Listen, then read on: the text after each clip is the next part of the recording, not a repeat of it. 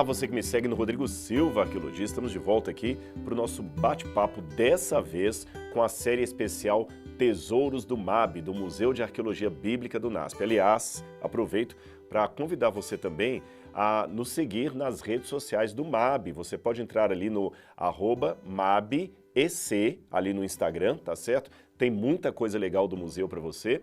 E além de seguir o MAB nas redes sociais, eu também convido você para vir ao NASP conhecer o acervo arqueológico que nós temos aqui.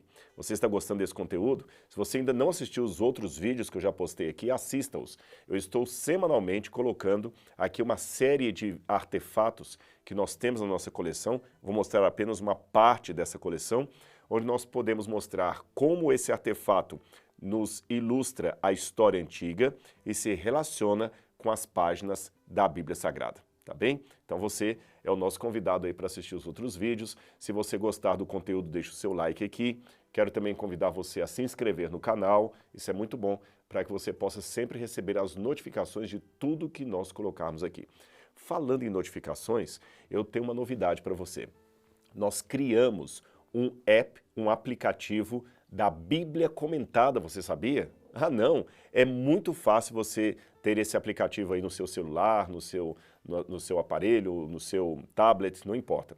Você vai à Apple Store, tá certo? Ou à Play Store, qualquer uma dessas lojas que vendem aí essas plataformas, esses aplicativos, você pode baixar o aplicativo e ali nesse aplicativo da Bíblia Comentada nós temos outros vídeos inéditos que eu fiz, temos textos, comentários da Bíblia, cursos, alguns cursos gratuitos, outros pagos, que você sabe. Também o que nós recebemos do curso A Bíblia Comentada com Rodrigo Silva ajuda na manutenção e na ampliação do Museu de Arqueologia Bíblica do NASP. Então você tem só a ganhar em termos de conhecimento e também a contribuir para um centro acadêmico aí no Brasil. Então, procure aí na Apple Store ou então na Play Store, baixe o aplicativo A Bíblia Comentada e navegue no conhecimento da Palavra de Deus. E você baixando o aplicativo, a gente sempre vai, através desse app, informar você de qualquer coisa nova que nós vamos colocando ali. Então você tem acesso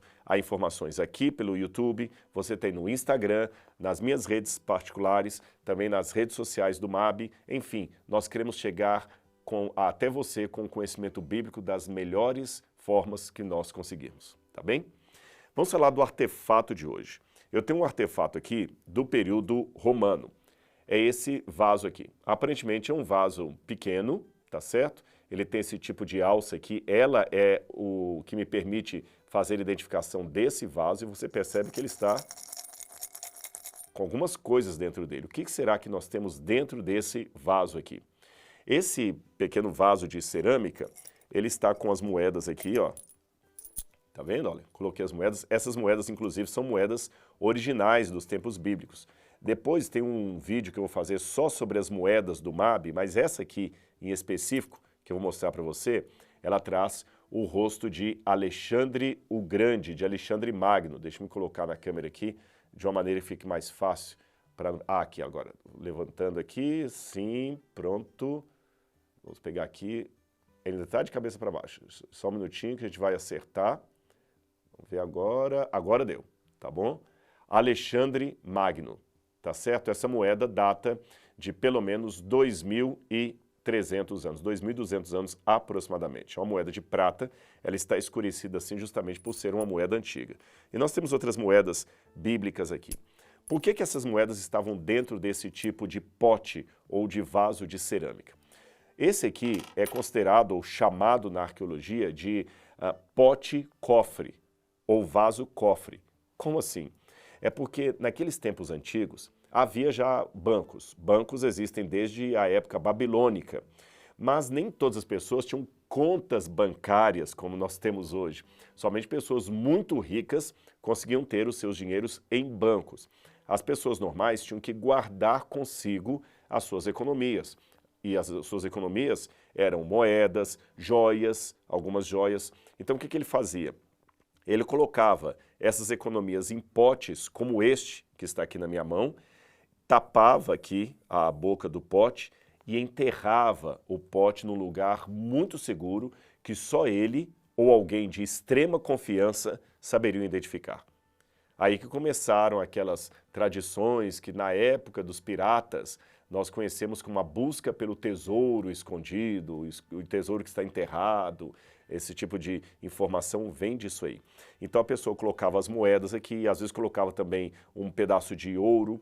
Mesmo antes dos tempos do Novo Testamento, nós já temos indício de potes de barro como este, que serviam de cofres, onde a pessoa guardava pedaços de metal precioso. Por exemplo, antes da invenção da moeda, corrigindo, antes da invenção da moeda, era muito comum as pessoas pegarem pedaços de prata, ou pedaços de cobre, ou pedaços de bronze que tinham o seu valor, eles guardavam dentro de potes como este, alguns potes eram maiores, e sepultavam aquilo ali, escondiam, enterravam debaixo de uma árvore, debaixo de uma pedra. Então, numa emergência qualquer, ele iria até lá, desenterrava o pote, quebrava o pote muitas vezes, tirava o seu tesouro e fazia com ele o que precisava ser feito. Por exemplo, em Jerusalém, tem um lugar chamado Ramat Rachel, que fica ali na periferia da cidade moderna de Jerusalém, e ali eles encontraram potes mais ou menos desse tamanho, alguns até maiores, repletos de moedas do shekel do templo. Tudo indica que quando Jerusalém foi cercada pelos romanos na guerra judaica de 66 a 70 d.C., que muitos judeus pegaram esses potes com moedas, correram e sepultaram em Ramat Rachel. Nós também encontramos esses tipos de potes enterrados em Jerusalém, às vezes dentro de túmulos, ou seja, onde a pessoa pudesse, ela esconderia aquele pote ali. Essa prática, na verdade, ela é mais universal do que nós pensamos. Aqui no Brasil, eu conheço casos também da época de Canudos, em que as pessoas pegavam moedas, dinheiro também, guardavam em potes. Inclusive tem procuradores, pessoas que vivem procurando relíquias, que encontram, às vezes, artefatos. Um dia eu encontrei uma reportagem de um homem no Nordeste que encontrou um pote cheio de moedas da época do Brasil ainda imperial, e notas, e dinheiros, e outras coisas mais. Na época bíblica não era diferente, então você já entendeu. Isso aqui... esse vaso, na verdade, é um cofre, onde ele tapava aqui, colocava moedas, o seu tesouro, e enterrava isso em algum lugar seguro, que ele pudesse desenterrar assim que precisasse de dinheiro para alguma função. Agora, por causa disso, havia também na época da Bíblia muitos procuradores de relíquias, de riquezas. Mas olha que curiosa essa parábola de Jesus, a parábola dos talentos, e como ela é ilustrada a partir desse pote, desse artefato que eu acabei de mostrar para você. Em Mateus capítulo 25, versículo 14, Jesus contou essa parábola. Preste atenção nela e veja o elemento que tem a ver com esse artefato arqueológico. E também será como um homem que, ao sair de viagem, chamou seus servos e confiou-lhes os seus bens. A um deu 5 talentos. O talento, só para que você saiba, é uma quantidade, um peso, que equivalia mais ou menos a 35 quilos. Pode ser de ouro, de prata, variava um pouquinho isso aí, tá bem? Então o talento era uma medida, era uma unidade de peso, e ele deu uma quantidade de aproximadamente 35 quilos de ouro ali, 35 quilos de ouro por talento. Então, se ele deu 5 talentos, você multiplica 35 vezes 5, tá bem? Vou continuar a leitura. A um servo, aquele senhor deu 5 talentos, a outro deu 2 talentos, a outro deu 1 talento. Não fala talento de quê? Se era de ouro, se era de prata, mas se era algum tipo de riqueza. Aí viajou, deixou ali 5 talentos com um, 2 talentos com o outro, 1 talento com o outro. Em seguida partiu de viagem. O que havia recebido 5 talentos, saiu imediatamente, aplicou-os, ou seja, na época já havia juros, correção monetária, bancos, e ganhou mais 5. Também o que tinha 2 talentos, ganhou mais 2. Ou seja, assim como hoje há pessoas que negociam com o dinheiro para ganhar mais dinheiro, investem em ações, em Bitcoin, ou quem sabe em dólar, alguma coisa assim, moeda estrangeira, aquele homem fez negócios com o dinheiro do seu patrão e fez com que os 5 talentos virassem 10 talentos.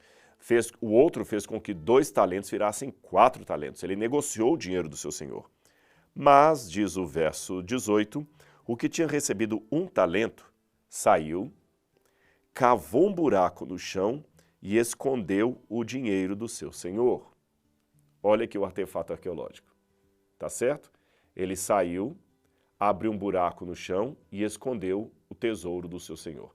Evidentemente que se eu estou falando de 35 quilos de algum tipo de metal precioso, ele precisou de um pote maior do que esse, ou quem sabe vários potes como este, um pouco maior, e enterrou. Exatamente como eu falei com vocês que era a prática daquela época.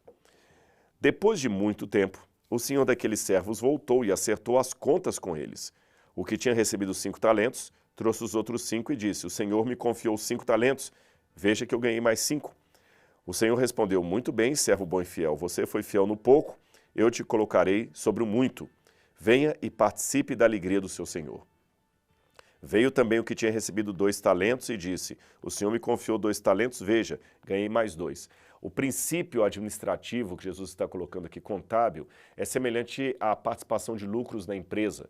Sabe, quando a pessoa tem ali um bom resultado como gerente, como chefe de equipe de vendedores, e ele fala assim, olha, nós conseguimos bater a meta, nós duplicamos a meta, o senhor, olha, como fundo, então, vou dar para vocês agora um bônus de tanto por salário, vou manter o emprego de vocês, num eventual corte de gastos, o nome de vocês não estará na lista, porque são bons funcionários. Veio, por fim, aquele que tinha recebido 1 talento e disse, eu sabia que o senhor é um homem severo, que colhe onde não plantou, chamou o homem de injusto, junta onde não semeou, chamou o chefe de desonesto. Por isso, tive medo, saí e escondi o seu talento no chão. Veja que está o que lhe pertence. E a Bíblia termina dizendo que aquele proprietário chamou aquele homem de servo mau. E ele perdeu qualquer chance que tinha de promoção ou manutenção do seu emprego junto com aquele senhor. Mas, de qualquer maneira, essa parábola, não quero entrar no mérito de toda a explanação dela, mas você viu como ela é ilustrada por esse artefato aqui? Tem uma outra passagem da Bíblia que também me ajuda a entender esse artefato, ou pelo menos que é iluminada por ela. Eu estou lendo agora o Evangelho de Mateus, capítulo 6, versículo 19, que diz assim, não acumulem para vocês tesouros na terra, onde a traça e a ferrugem destroem, e onde os ladrões arrombam e furtam. Jesus fez um trocadilho aqui, porque o bom negociante, de acordo com a parábola dos talentos, ele não fica acumulando tesouro na terra, ele tira o talento da terra e multiplica esse talento na ação pelo seu semelhante, em bons negócios. Olha como é que Jesus partiu da ilustração do mundo dos negócios para o mundo espiritual. Não fique acumulando tesouros na terra, não. Ficar só, tudo que você recebe vai enterrando, enterrando, enterrando. Não. Gaste o que você ganhou também com os pobres, com a caridade. Faça o seu dinheiro prosperar. Faça a bênção que Deus lhe deu ser realmente uma grande bênção. E como é que você pode fazer aquilo prosperar? Bom, é só você lembrar que nós temos aqui 2 elementos, um vertical de relacionamento homem-Deus, ser humano-Deus, e o outro horizontal, ser humano com ser humano. Então partilhe o que você recebe, multiplique o seu talento, não fique acumulando aquilo na terra, não fique enterrando como uma pessoa que só tem medo, que só guarda aquele pouquinho ali. E ele fala, acumulem para vocês tesouros no céu, onde a traça e a ferrugem não destroem, onde os ladrões não arrombam nem furtam, pois onde estiver o seu tesouro, ali também está o seu coração. Ou seja, muitas pessoas leem isso assim, acumulem tesouros no céu, então não posso ter nada na terra. Não é isso que Jesus está falando. Se fosse isso, ele estaria entrando em contradição com a sua própria parábola, que aquele senhor elogiou aqueles que multiplicaram a riqueza do seu senhor. O que Deus está falando é o seguinte, aquilo que ele deu para você, não fique enterrando com medo. Multiplique em bons negócios, em caridade. E por fim, eu digo, na multiplicação, não faça desse tesouro também o tudo da sua vida. Aí Paulo, o velho apóstolo Paulo, que era muito sábio, culto e tinha conhecimento de tudo isso, ele também fez um trocadilho baseado nesses vasos de cerâmica que serviam para guardar tesouros. Quer ver? Segunda carta de Paulo aos Coríntios, capítulo 4, versículo 7. Paulo disse assim, e eu vou ler isso tendo até o artefato na mão aqui. Temos esse tesouro em vasos de barro. Vou pedir a câmera para mostrar aqui. Temos esse tesouro, ou seja, o tesouro são as moedas, correto? Moedas que valem. Paulo disse, temos esse tesouro em vasos de barro. Ou seja, o que vale é o tesouro, não é o vaso de barro. Esse vaso aqui tem valor museológico hoje porque ele tem 2000 anos. Mas na época isso aqui não valia nada. O valor realmente é o que estava dentro. São as moedas. É isso aqui que vale, não o barro. E aí Paulo continua. Mas temos esse tesouro em vasos de barro, para mostrar que este poder, que a tudo excede, provém de Deus e não de nós. Percebeu o trocadilho de Paulo? O que ele quis dizer com isso? Nós também temos esse tesouro de Deus, não moedas, não questões físicas, mas algo que excede ao dinheiro, que é o tesouro espiritual. Nós temos o Espírito Santo, os valores cristãos, a salvação, a graça, esse é o tesouro de Deus, que é depositado em vasos de barro. Qual é o vaso de barro? Esse corpo, que como diz o Gênesis, veio do pó e ao pó voltará. Os nossos ancestrais foram feitos do barro, do pó da terra.